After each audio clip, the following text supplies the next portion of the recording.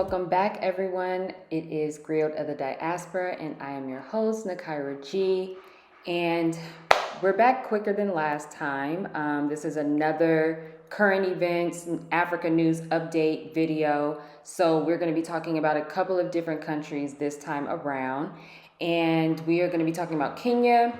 We're going to talk about Burkina Faso. And then we're going to end the video talking about Kendrick Lamar's new album, G and X. For those of you who do not know, I am originally from Compton, California. So I'm going to speak about that at the end of this episode. So let's start off by talking about Kenya. So let's hop on that flight. So Kenya is back in the news again because a couple days ago, let's say maybe about a week ago, some news broke out that the president or the government of Kenya allowed Bill Gates and Melinda for their foundation to receive immunity. So for people who do not know what immunity means in this context, it basically means to not be held responsible or liable for, let's just say, certain types of deaths that may happen or certain types of crimes that would occur during some type of whether experiment or organization or occupation, right? You may have heard the word immunity be referenced in President Donald Trump. He has been talking about how he wants to give police officers immunity, specifically police officers that have killed people, even if it's unjustly, even if there is no reason for it. Donald Trump has made those type of statements. And so similar in this context, Bill Gates and Melinda Foundation have been doing different types of work in Kenya, specifically with their GMOs, specifically with vaccines. And if you have watched my video where I talk about the digital ID cards that Kenya's government is trying to implement, which, let me be clear, not digital as in on your phone, digital as in injected into your body. Kenya and Bill Gates are trying to establish this injectable digital identification card into the country of Kenya as early as next year. And so it was reported that the foundation was given immunity.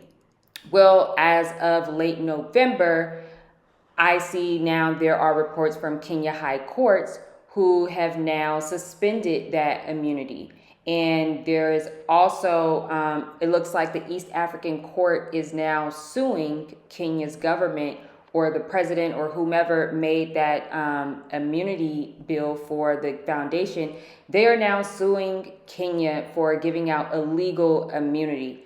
So it's really interesting to see that happen. But what I'm really interested in is how quickly that happened. It happened before the foundation got a chance to actually set foot on, well, let me not make that statement because I don't know. Maybe they have been there. I'm pretty sure that the foundation has already been all up and through Kenya, especially since the 90s or early 2000s.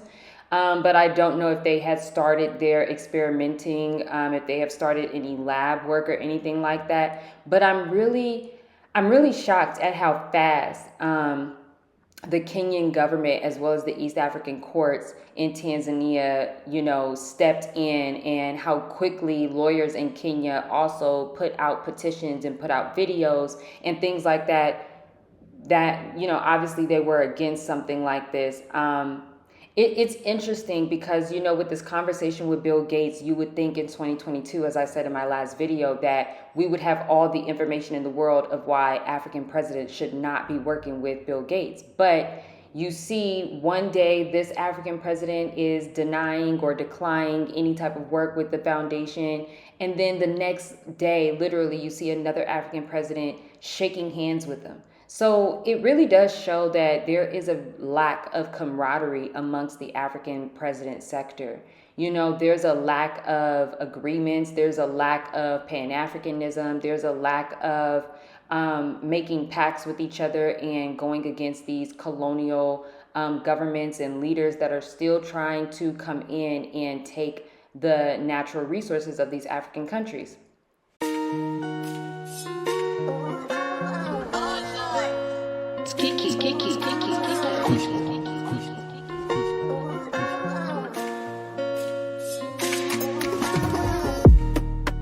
So, speaking of natural resources and speaking of African countries who are denying the colonial leaders, let's catch another flight over to Burkina Faso.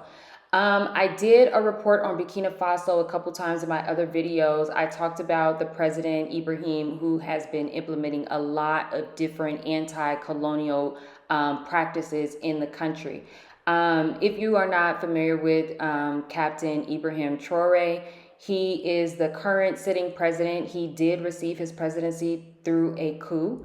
And he has survived assassination attempts left and right. He's probably on like his 15th one. And he just recently survived an attempt that happened some time ago, last week even.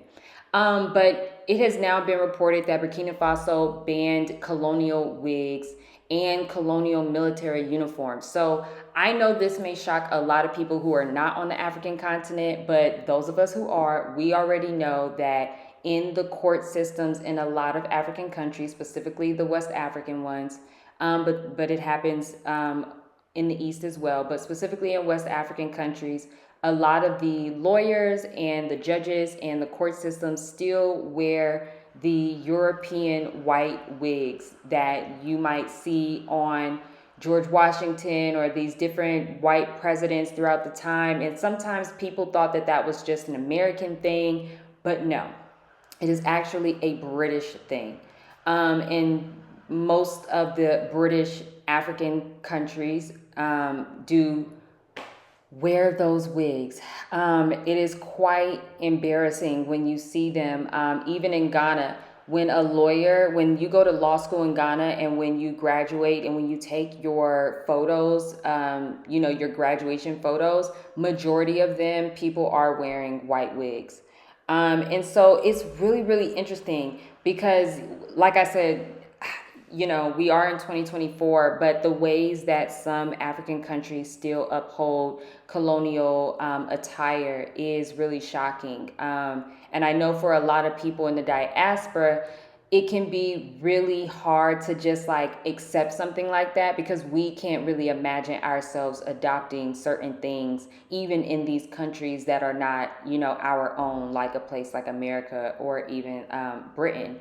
And so that has been a really big report. People on social media are celebrating the president because I can be honest, almost every day I see something new about Burkina Faso's president implementing something that is anti-colonial, decolonial. He also implemented traditional African fabrics to replace the school uniform attire. Also, a lot of people might not know, but especially in Ghana as well, West Africa, a lot of the schools here, they wear very Western European type of uniforms. So, like in America, we might wear blue and white uniforms with a collared shirt and, kind of like the Dickies type of khaki type of pant.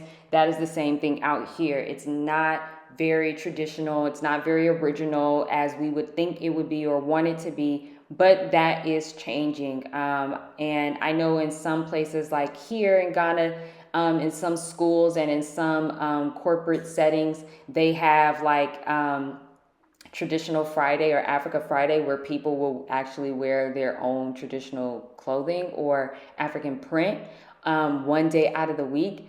So that is really interesting, so it's nice to see that there is an African president that is making these strides. And it's quite interesting to see the lack of support from the African diaspora. The African diaspora that is just one generation away from the continent, as well as people like me of the African diaspora. It's really interesting to see how, there's not a lot of people talking about this president. I think Black people are constantly always searching for a leader and trying to see who's the next revolutionary person and who's the next activist that's going to speak for us, and who is the person in Africa that's making these anti-colonial strides. But then we have them, but they don't reach the media often, and they definitely don't reach the media of other African countries even, especially because, like I said earlier, there is a lack of camaraderie within the African president sector. So you don't even really see a lot of other African media within, certain African countries. It can be very nationalistic.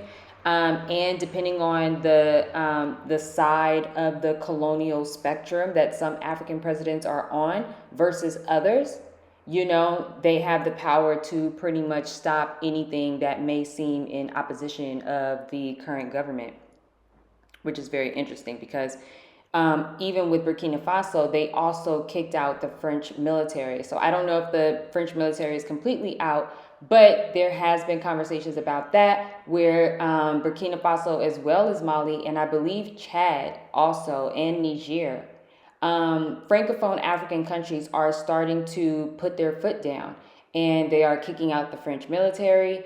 Those countries are also working on their own currencies. Those countries are working on, really decolonizing their citizens and their governments. And even with Burkina Faso, he's also changed the way that people are getting paid in government and making sure that people are getting paid, reasonable salaries, but also making sure that they're not getting paid, these bribes and things like that that you see going on all over the African continent. So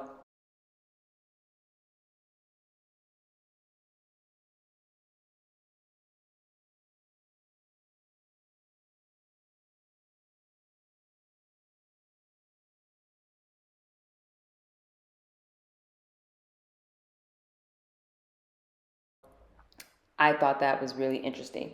So, okay, enough of those updates for now. So, let's talk about the album of the year. So, obviously, like I said earlier, I am originally from Compton and I really, really love the album. I'm not going to give like a super deep hip hop take, but I am going to talk about Kendrick's representation of Africa these last few years.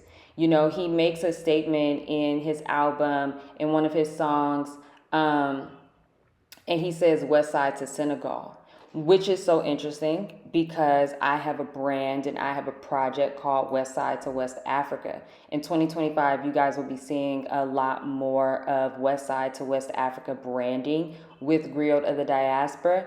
You will be seeing a couple other projects come out because there are certain things that I want to do specifically with the pipeline from West Side to West Africa, California to West Africa, just the whole concept of being from the West and what that means and what that means in connection to West Africa and the history that we have together. So there will be a lot more projects coming out about that.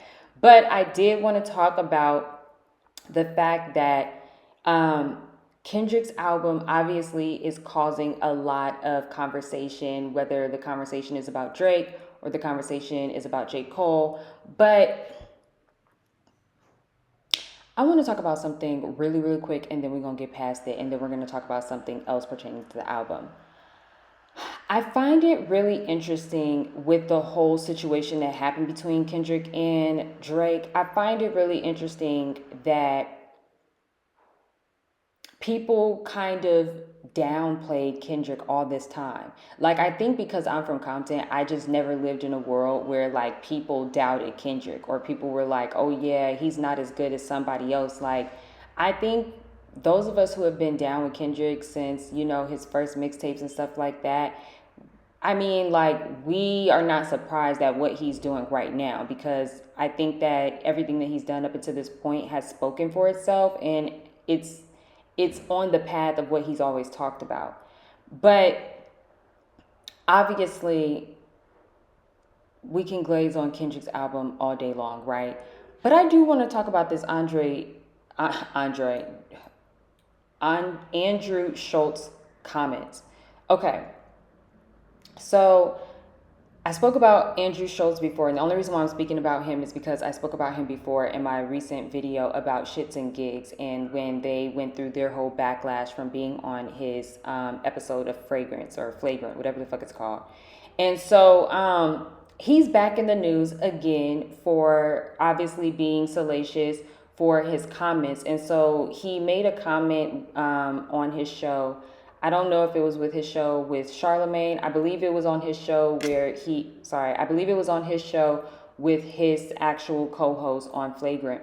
And I'm not going to play the video, but basically he makes a comment where he basically says that he would sexually assault Kendrick, and he makes these, these statements. Just, it's very obvious that it's clickbaity, and it's very obvious that he gets off on making Black people upset. I think at this point, that is very clear.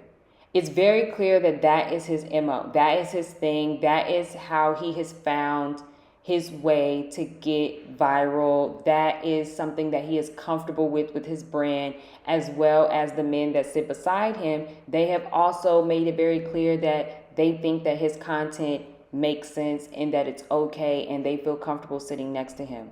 Cool. Cool. Right? But then Andrew Schultz's ex-girlfriend speaks out. And it's also been reported that when they started dating, she was 16 years old and he was 28. And I mean, I hope I don't have to really go into detail as to how that's clearly a problem, right? I would hope that I don't have to go into detail about that.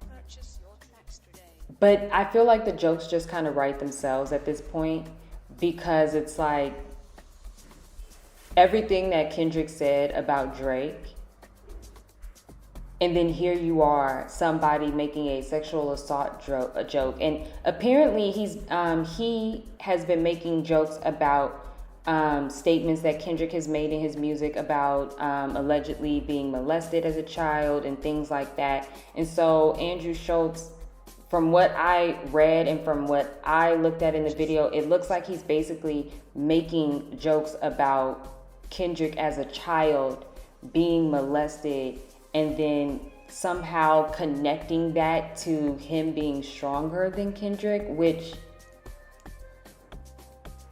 I just don't really understand what any of those things have to do with each other. But I do love that his ex-girlfriend came out and spoke out and also talked about their age differences, and also spoke about the abuse that she experienced, as well as the whatever negative experiences that she made. She basically put out a story on social media, and now the blogs are eating it up. And,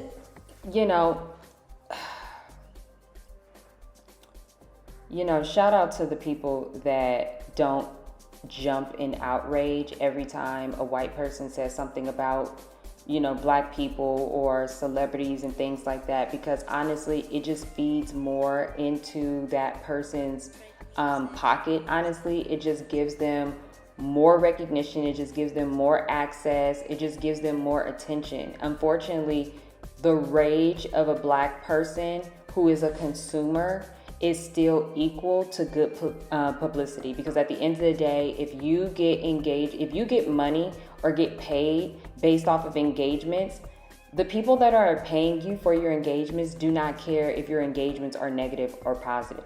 It's the simple fact that the views are the views, the numbers are the numbers, and that's it. So I am going to leave you guys with this, but I do want to talk about a couple of things, okay? People who are interested in not just coming to Ghana, living in Ghana, but even other African countries.